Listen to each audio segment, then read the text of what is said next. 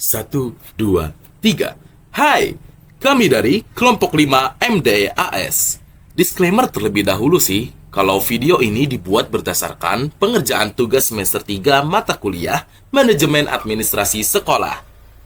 Dan apabila ada kesalahan kata ataupun kalimat, mohon maaf dan enjoy the video.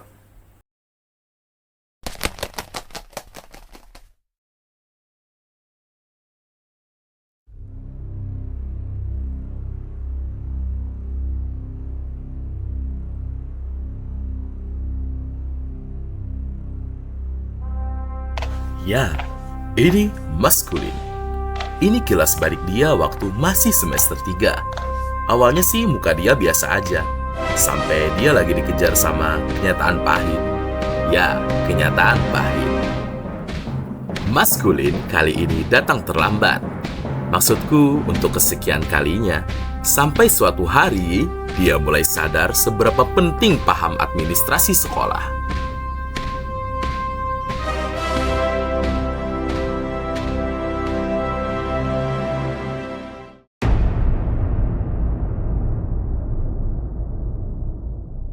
Saat dosennya mulai ngambil spidol dan nulis di papan, maskulin masih bingung dan malah bengong waktu dosennya nulis manajemen kepegawaian.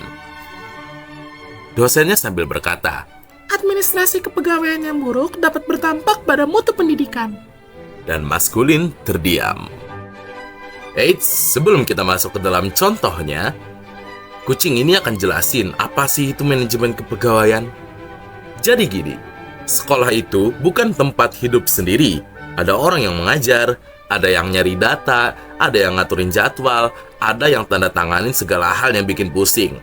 Dan semua orang itu perlu dikelola.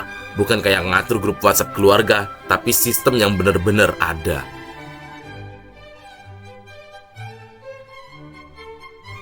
Manajemen kepegawaian itu intinya sih cara ngatur semua pegawai di sebuah lembaga pendidikan. Mulai dari milih orang yang tepat, naruh mereka di posisi yang pas, ngecek kinerjanya, ngembangin kompetensinya, sampai bisa ngasih mereka hak dan ngingetin kewajiban mereka.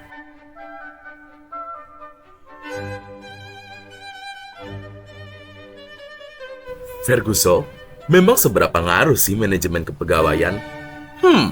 Coba kita lihat contoh berikut, yang mana bu guru sepuh dan bu guru baru lagi dorong-dorongan jadwal buat pimpin upacara. Contoh dari wakil kepala sekolah? Ada. Nih, yang mana bu guru baru lagi ngasih surat dari sekolah lain. Tapi Wakasek gak baca dulu dan langsung tanda tangan.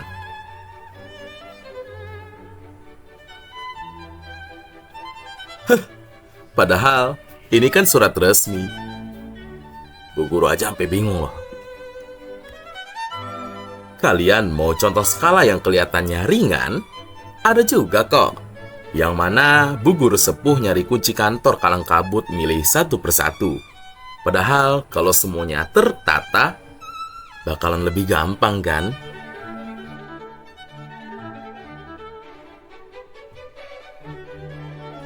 Eits, ini bukan salah mereka sepenuhnya kok. Mereka juga bagian korban dari manajemen kepegawaian yang beresnya nunggu mukjizat. Bahkan sekadar absen aja sampai bingung tuh buat nemu langsung.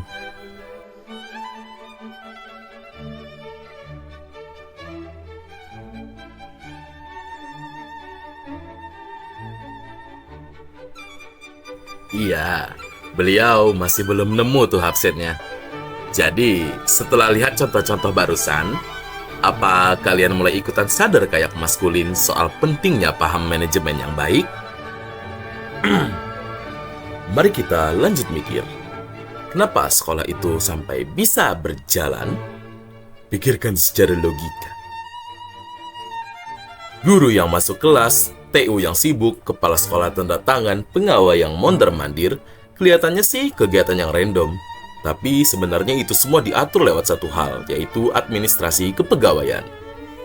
Jadi, ini semua mirip-mirip kayak mesin motor.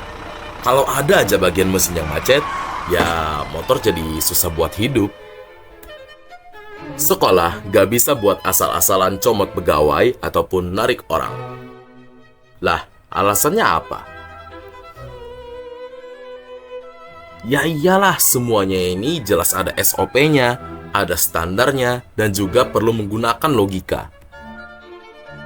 Dalam tahap perencanaan, sekolah gak bisa asal comot pegawai.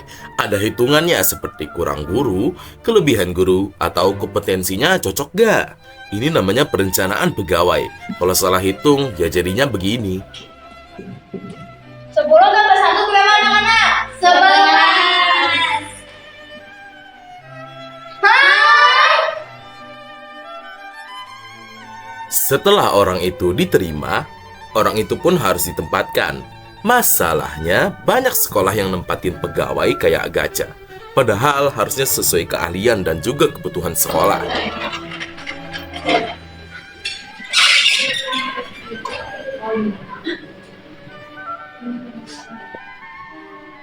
Ya, silakan duduk. Ada apa?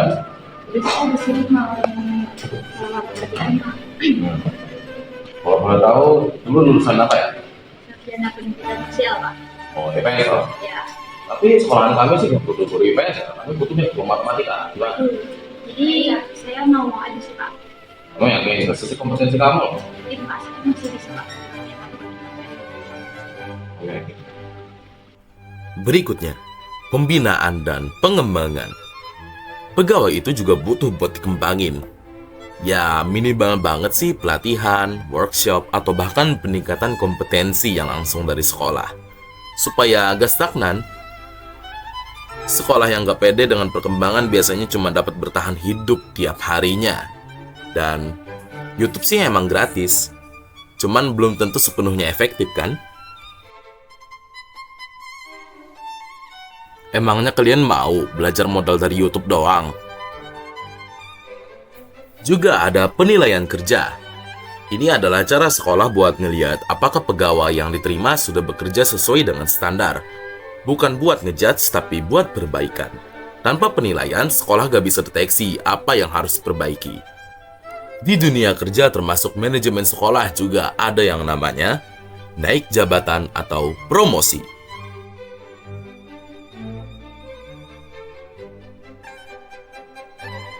Pindah tempat atau mutasi,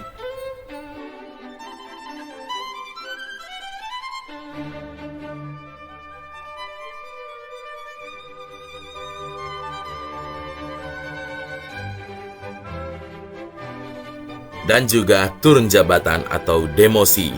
Semua ini tujuannya agar pegawai punya arah karir dan sistem yang berjalan tetap adil. Kita telah masuk ke bagian yang terakhir, yaitu pemberhentian. Ya, terkadang pegawai juga harus berhenti. Bisa karena pensiun, permintaan sendiri, atau bahkan karena adanya pelanggaran. Asal prosedurnya itu jelas.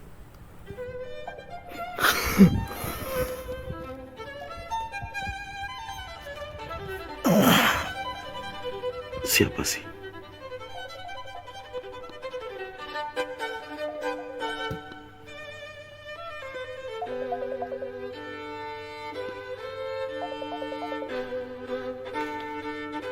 Assalamualaikum Mas. Jadi gini Mas, mohon maaf sebelumnya jika terkesan mendadak. Berhubung banyak isu buruk tentang Mas akhir-akhir ini, sehingga saya dengan berat hati mengeluarkan keputusan bahwa Mas tidak bisa lanjut lagi di sekolah ini. Iya Mas, kalau memang Mas bisa kasih bukti kendaraan, Mas boleh temui saya besok di ruangan. Tapi untuk lanjut mengajar, mohon maaf saya belum bisa bantu.